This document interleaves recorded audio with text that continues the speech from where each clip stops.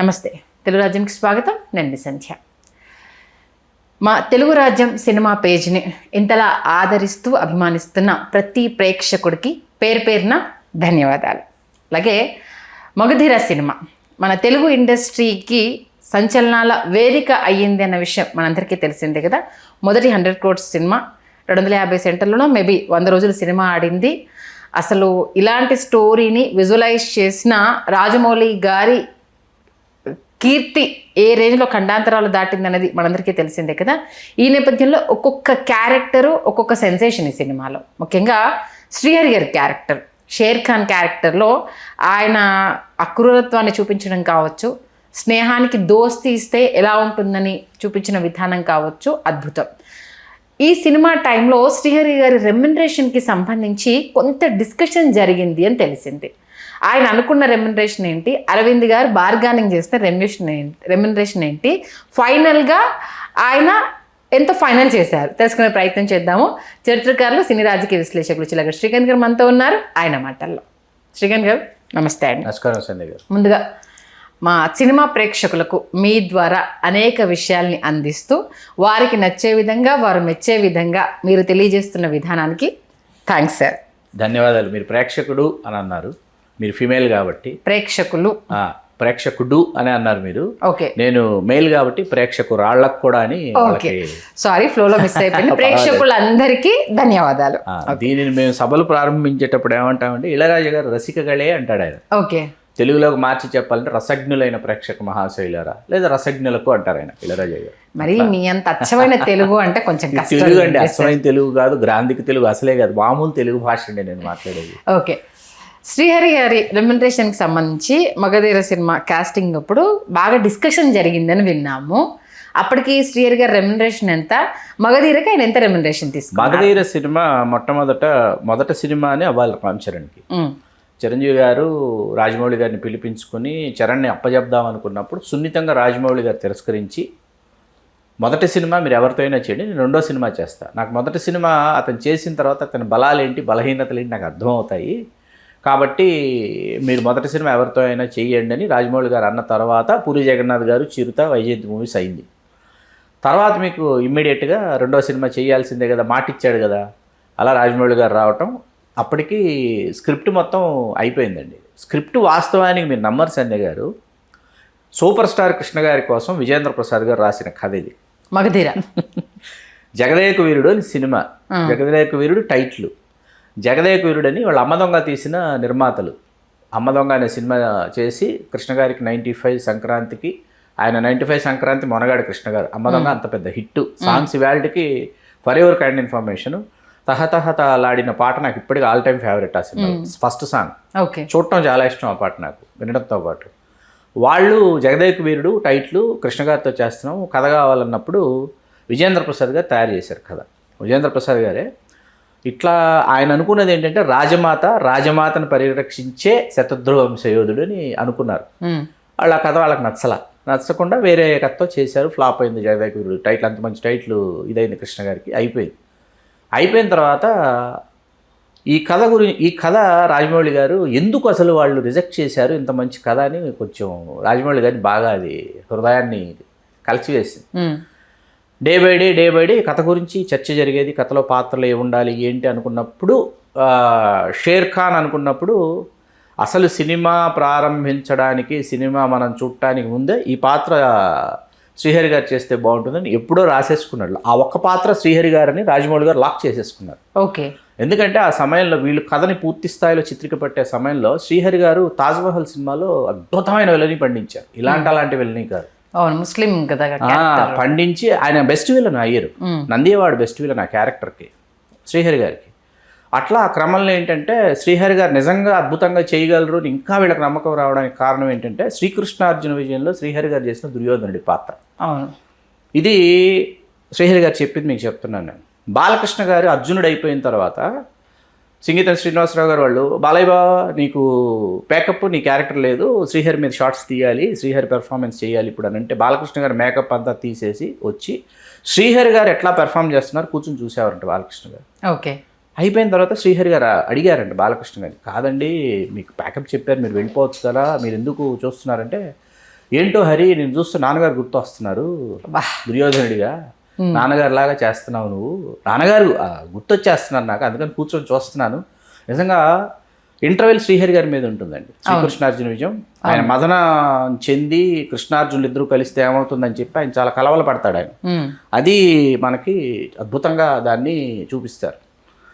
అలా శ్రీహరి గారిలో ఉన్నటువంటి ఒక ఉత్తమోత్తమైన నటుడు షేర్ఖాన్ పాత్ర చేయాలని రాజమౌళి గారు రాసేసుకున్నారు. రాజమౌళి గారు విజయేంద్ర ప్రసాద్ గారు కూర్చుని రాజమాత శతద్రు వంశయోధుడిని కాస్త యువరాణి శతద్రు వంశయోధుడు చేసి వాళ్ళిద్దరి మధ్య, అంటే తనకు నచ్చిన తను ఎప్పుడు అసూలు బాస్తాడో శతద్రు వంశయోధుడికి తెలియదు, ఎప్పుడు చచ్చిపోతాడో తెలియదు, ఏ యుద్ధానికి వెళ్ళి చచ్చిపోతాడో తెలియదు. కాబట్టి అతని మనసులో నిజంగా ప్రేమ ఉన్నా అతను వ్యక్తపరచడు, దాచుకుంటాడు. ఆమె వ్యక్తపరుస్తుంది, యువరాణి మిత్రవింద వ్యక్తపరుస్తుంది. అలా మీకేంటంటే రాసేసుకున్నారు, అయిపోయింది, కాస్టింగ్ అంతా అనేసుకున్నారు. అనుకున్న తర్వాత అప్పుడు కమర్షియల్స్లోకి వస్తే శ్రీహరి గారు నాట్ ఓన్లీ షేర్ఖాన్, సాల్మన్ ఇంకో పాత్ర చేయాలి. సాల్మన్ టూ క్యారెక్టర్స్ కదా, ఆ జన్మలో షేర్ఖాన్, ఈ జన్మలో సాల్మన్, 2 క్యారెక్టర్స్ చేయాలి. నంబర్ ఆఫ్ డేస్ ఆర్ఎఫ్సీలో number of days action part ఉంటుంది. ఆయన ఉండాలి, ఆయన ఫైట్ చేసినా చేయకపోయినా శ్రీహరి గారి మీద షార్ట్స్ ఉంటాయి. శ్రీహరి గారు ఆన్ లొకేషన్ ఉండాల్సిందే. మీరు అది క్యాలిక్యులేట్ చేసుకుని శ్రీహరి గారు 125 అడిగారు, 1,25,00,000 అడిగారు రెమ్యూనరేషన్. అడిగితే 50 లక్షల దగ్గర ఆగింది. 50 లక్షలే ఇస్తాము, 125 ఇవ్వలేమని చెప్తే శ్రీహరి గారు అస్సలు ఏమీ మాట్లాడకుండా, అస్సలు కమ్యూనికేట్ ఏది చేయకుండా ప్రశాంతంగా ఇంట్లో ఉండిపోయారనమాట. ఎస్ చెప్పలేదు, నో చెప్పలేదు. హీ నోస్ ఆయన హీరోగా 50 లక్షలు 50 లక్షల నుంచి ₹1,00,00,000కి రీచ్ అయిన టైం అది. 50 lakhs హీరోగా తీసుకుంటూ ఆ తర్వాత నెమ్మదిగా ఏమైందంటే ఆయన సినిమాలు హీరోగా చేసినా లేకపోతే ఆయన ఉన్నా నువ్వు వస్తానంటే నేను వద్దంటానే ఉందండి. అందులో హీరోయిన్స్ ఎంత ఇంపార్టెంట్, శ్రీహరి గారు అంత ఇంపార్టెంట్. శ్రీహరి గారి పాత్ర లేకుండా సినిమా మీకు ముందుకు వెళ్ళదు అసలు ఇంకా. కాబట్టి మీకు ఆయన ₹1,00,00,000కి అప్పటికి రీచ్ అయిపోయారు.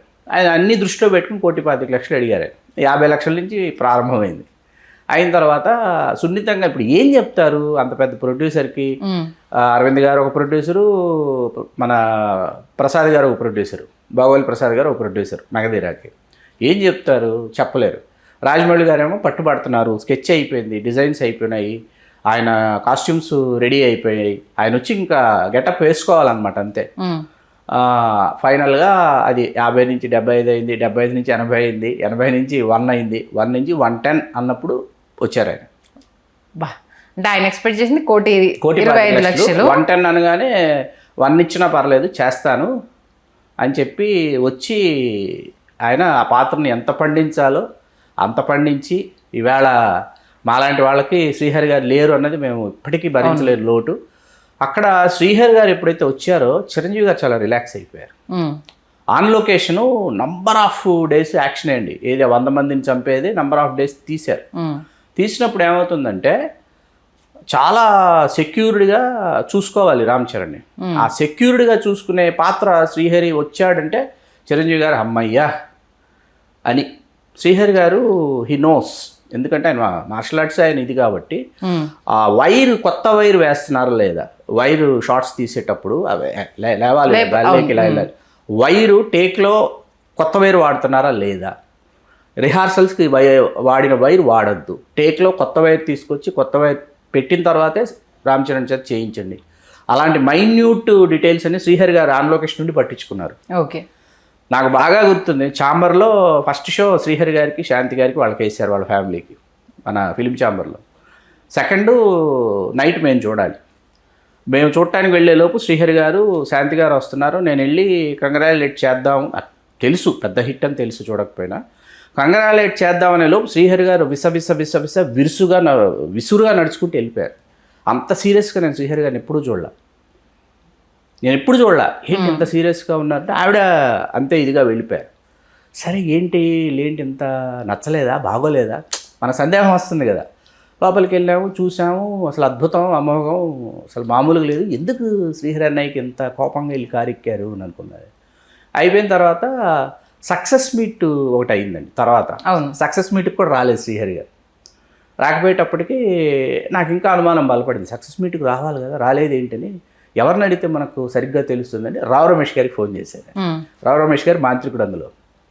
అవును, చేస్తే ఏంటన్నయ్య ఏంటి శ్రీహరి అన్నయ్య ఏదో సీరియస్గా ఉన్నారు, ప్రీమియర్ నుంచి కూడా అయిపోగానే ఒక స్మైల్ కానీ బాగుందని కానీ చాలా అద్భుతంగా వచ్చిందంట కదా అంటే లేదని కానీ ఏమీ అసలు చెప్పలేదు, ఏంటి అసలు ఏం జరిగింది అని అంటే సెకండ్ హాఫ్ సాల్మన్ సీన్స్ కొన్ని ఉన్నాయి అవి మొత్తం కట్ చేసేసారు, ఓకే అందుకు ఆయన డిస్టర్బ్ అయ్యాడు, ఆ పైనుంచి నిజంగానే దూకాడు ఆయన, పైనుంచి ఎవరు చిన్నోడా అని చెప్పి దూకుతారు కదా అవన్నీ లేవు సినిమాలో, ఓకే సెకండ్ కట్ లో యాడ్ చేశారు, వస్తా అక్కడికే వస్తా అని అవన్నీ ఉన్నాయి, చాలా కష్టపడ్డాడు, ఆ పోల్ పట్టుకుని ఎగరటం అన్నీ ఆయనే చేశాడు, నిజంగా బాధ ఉంటుంది కదా ఎవరికైనా, ఆయన బాధ ఏంటి మనం అడిగినంత రెమ్యూనరేషన్ ఇచ్చారు, అడిగినంత రెమ్యూనరేషన్ ఇచ్చి మనం ఫుల్ ఎఫర్ట్ పెట్టి చేసింది స్క్రీన్ మీద కనిపించకపోయేటప్పుడు నేను బాధ వేసింది, తర్వాత మీకు ప్రేక్షకుల కోరిక మేరకు అభిమానుల కోరిక మేరకు ఈ షార్ట్స్ కొన్ని సీన్స్ అన్నీ ఇంక్లూడ్ చేస్తున్నామని అరవింద్ గారు ఒక ప్రెస్ మీట్ పెట్టి ఆ ప్రెస్ మీట్లో శ్రీహరి గారికి ఆయన సారీ చెప్పారు,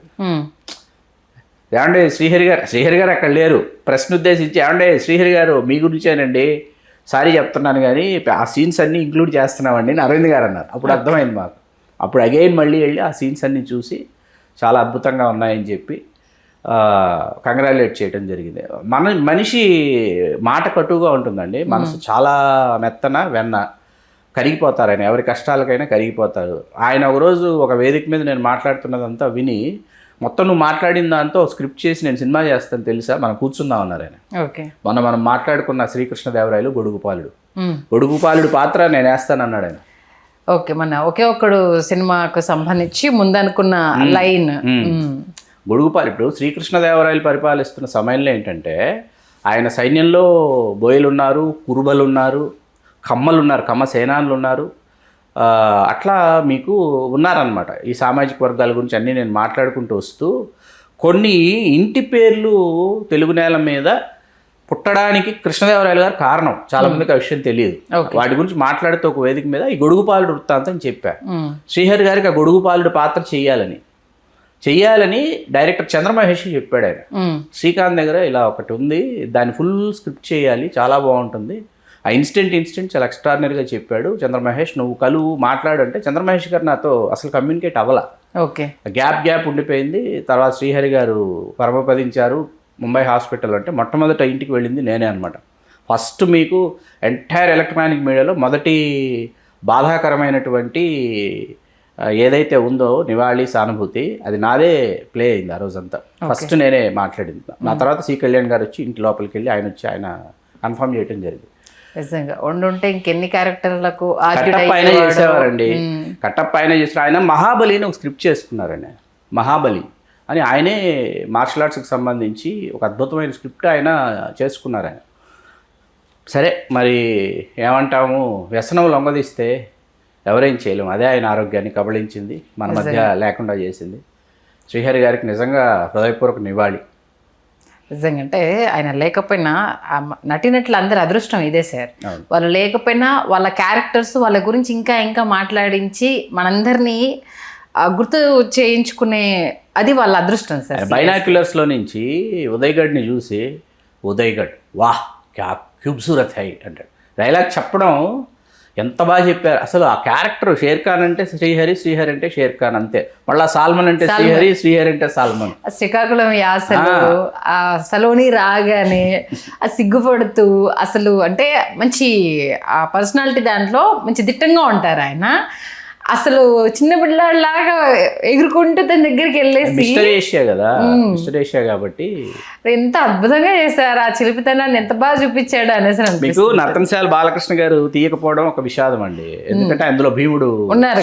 అవును, తర్వాత ఒకసారి మాటల మధ్యలో వచ్చింది, అన్నయ్య ఎవరైనా చేస్తాము నిర్మాతలు వస్తే మాత్రం ఒకసారి ఆంజనేయ స్వామి వేసాయి అన్నయ్య, నువ్వు శరీరాకృతి ఎప్పుడు ఎలా ఉంటుందో తెలియదు, ఒకసారి ఆంజనేయ స్వామి వెయ్యి అని చర్చ జరిగింది. ఆయన లాస్ట్ మూవీస్లో ప్రేక్షకులకి ఆయనకి కూడా చాలా సాటిస్ఫాక్షన్ ఇచ్చిన సినిమా ఆదిశంకర్ అండి. ఆదిశంకర్లో ఆయన చేసిన పాత్ర, ఆయనకి 100 ఫోన్ కాల్స్ కాదు 1000 ఫోన్ కాల్స్ వచ్చాయంట ఆ పాత్ర చేసినందుకు. గొప్ప ఆర్టిస్ట్ని కోల్పోవడం నిజంగా బాధాకరం. ఇదే మన నివాళి, మనం అందించిన నివాళి, ఆ జ్ఞాపకాలని ఒక్కొక్కసారి నెమరు వేసుకోవటం, మననం చేసుకోవటం. అది ఆయన గురించి ఎంత చెప్పినా తక్కువే. ఆయన గురించి మనం సపరేట్గా చాలా విషయాలు ఉన్నాయి అడిగేవి, ఇందులో కాకుండా సపరేట్గా వీడియో చేద్దాం సార్. మంచి విశ్లేషణ అందించారు, ధన్యవాదాలు. ధన్యవాదాలు సంధ్య గారు.